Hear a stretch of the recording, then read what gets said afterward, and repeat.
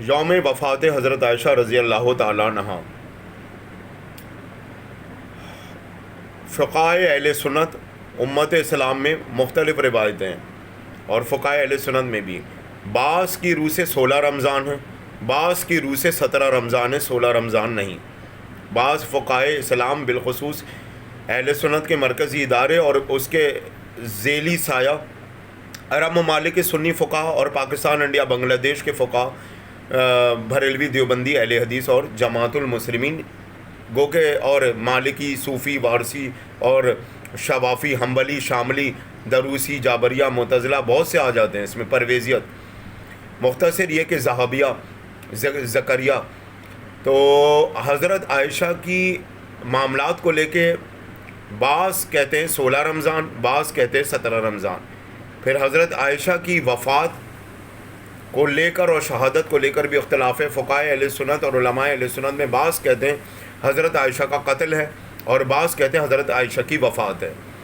مروان ابن حکم کے معاملے کے تحت حضرت عائشہ کا قتل ہے، اور بعض کہتے ہیں ان کی وفات ہے اور نماز جنازہ حضرت ابو ہریرہ نے پڑھائی. جہاں تک اہل بیت علیہ الصلوۃ والسلام، ائمہ طاہرین، سیدانیوں، شہزادیوں اور صحابہ اہل بیت کا تعلق ہے، وہاں پہ حضرت عائشہ کا قتل ہے. اور فقہائے اہل سنت اور علماء اہل سنت اور مفسرین اہل سنت اور امام اہل سنت کی روح سے بھی بہت سو کی روح سے حضرت عائشہ کا قتل ہے، بہت سو کی روح سے حضرت عائشہ کی وفات ہے، بہت سو کی روح سے 16 رمضان ہے ان کی وفات کی تاریخ، بہت سے کی روح سے 17 رمضان ہے. آگے بڑھتا ہوں. حضرت عائشہ رسول کریم نبی اعظم علیہ الصلوۃ والسلام کے جماعت والے صحابہ میں سے حضرت ابو بکر کی صاحبزادی، اور کیونکہ حضرت ابو بکر کی زوجائیں مختلف تھیں، ام روحان ہو گئیں، حضرت ختیلہ ہو گئیں، تو حضرت اسماء بنت ابی بکر دوسرے سے ولادت، اور حضرت عائشہ کی ولادت علیحدہ.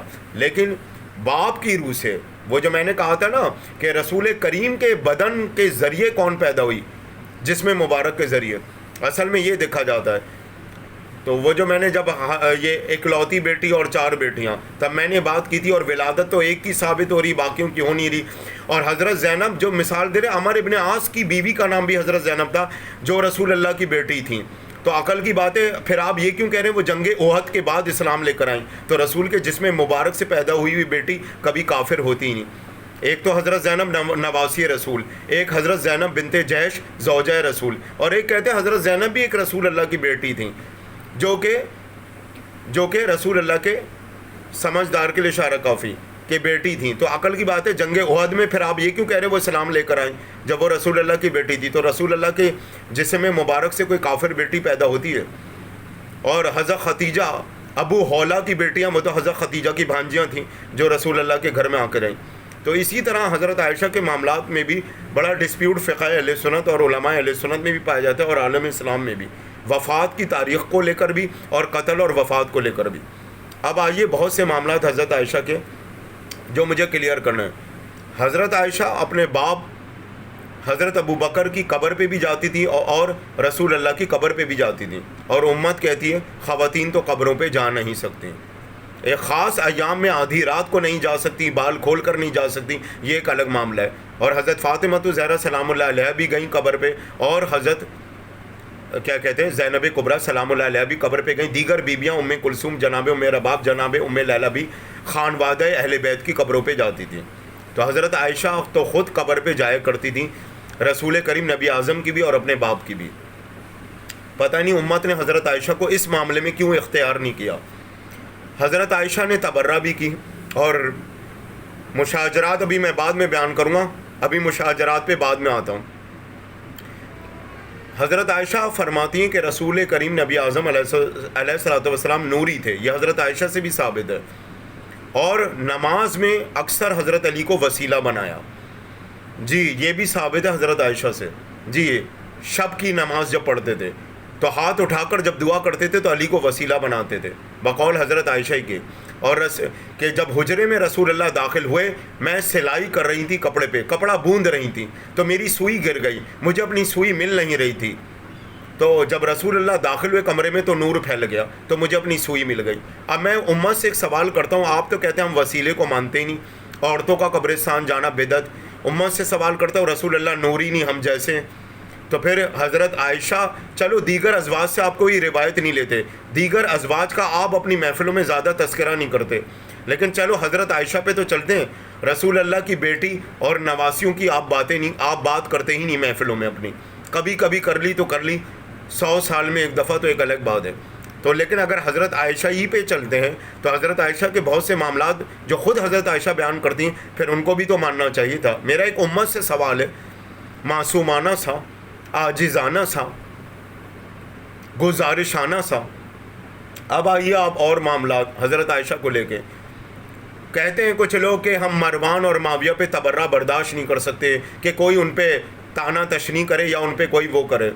پہلی تو بات، اہل سنت میں تو خود اختلاف رائے صحیح مسلم اہل سنت کی کتاب مشکات اور دیگر ماجہ و داؤد اور دیگر کتابوں کو لے کر، یعنی کہ مستند سند و روایتوں کو لے کر، کہ بہت سے علماء اہل سنت اور فقہاء اہل سنت تو خود یہ کہتے ہیں کہ وہ کاتب وحی اللہ کی وحیوں کی قلمدان نہیں تھا، اللہ کی وحیوں کے نازل کرنے کا قلمدان نہیں تھا. وہ خطوط کو بھیجا کرتا تھا، خطوط کو لکھا کرتا تھا جو تفسیر کی شکلوں میں ہوتے تھے. تو اس پر تو علماء اہل سنت، فقہاء اہل سنت کا خود اتفاق رائے نہیں ہے کہ وہ وحی کا کاتب نہیں تھا، وہ تو خطوط کا کاتب تھا.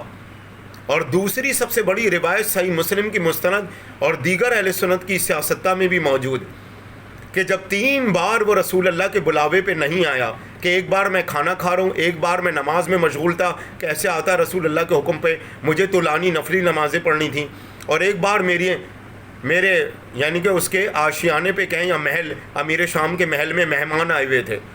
تو جب رسول اللہ نے 3 بار بلایا اپنے قاصدوں کو بھیج کر، اپنے صحابہ جماعت والوں کو بھیج کر، اور امیر شام نہیں آیا، تو رسول اللہ نے کہا کہ قیامت تک اس کا پیٹ نہ بھرے، دوزخ کی آگ سے اس کا پیٹ بھرے، قیامت تک اس کا کبھی پیٹ نہ بھرے، اس کا پیٹ پھولا رہے، اور جہنم کی آگ سے اس کا پیٹ بھرے، یہ میرے حکم کو ماننے سے انکار کرتا ہے. پھر وہ روایتیں بھی مستند اہل سنت میں موجود ہیں. سمجھدار کے لیے اشارہ کافی. وہ جو کہتے ہیں نا کاتب وحی، کاتب وحی، اور جب سڑکوں گلیوں پہ حوالہ ہنگامہ شور و غل مچایا جاتا ہے، امیر شام پر ہم تبرہ برداشت نہیں کر سکتے اور یہ ہم طعنہ تشنیع برداشت نہیں کر سکتے، جبکہ حضرت علی کے خلاف راوو امام علی مقام کے حضرت علی پہ تبرہ کی، مروان نے بھی اور معاویہ نے بھی تبرہ کروائی. گزشتہ 40 سال تک ان کی موجودگیوں میں اور ان کی موجودگی کے بعد بھی تبرہ ہوتی رہی. امام حسن کو در بدر پھرایا اور گستاخیاں کی دربار میں بلا کر، اور صلح حسن کا بھی نتیجہ یہ نکلا کہ امیر شام اپنے معاہدے سے مکر گیا. نماز جمعہ میں کے خطبے میں مروان تبرہ کرتا تھا امام علی مقام مولائے کائنات اللہ کے ولی شیر خدا بوتراب مولود کعبہ حضرت علی پہ. اور صحابہ کا قتل عمار ابن یاسر کے حوالے سے رسول اللہ کی مستند حدیث کہ عمار تمہیں باغی گروہ قتل کرے گا، تم اسے جنت کی طرف بلاوا دو گے اور وہ تمہیں جہنم کی دعوت دے گا. تو بتائیے امیر شام معاویہ کے حکم سے کیا عمار ابن یاسر کا قتل نہیں ہوا؟ اور یہاں تک کہ اہل سنت کی روایتیں تو ہے کہ سر کاٹ کے دربار امیر شام میں لایا گیا. اور مروان نے جو صحابہ کو حکم نافذ کیا کہ تم تبرہ کرو علی پر اور حسن مجتبیٰ پر، تو صحابہ نے جب انکار کیا تو شدید جھگڑا ہوا مروان سے. عبداللہ ابن عباس رضی اللہ تعالیٰ عنہ روایت کرتے ہیں کہ خاص طور پہ یہ روایت موجود ہے کہ جب حضرت ابو ہریرہ کو بلا کر کہا کہ تم علی پہ تبرہ کیا کرو حجاز میں، پہلے تو حجاز نام تھا نا، اور یہ تو بعد میں نام پڑا آل سعود کی وجہ سے سعودی عرب، تو حضرت ابو ہریرہ نے شدید طور پر انکار کر دیا. پھر عبداللہ ابن عباس آگے بڑھے اور عبداللہ ابن عباس نے کہا کہ مروان مت بھولو، اگر میں تمہیں یاد دلا دوں کہ رسول اللہ نے تمہارے متعلق کیا کہا تھا کہ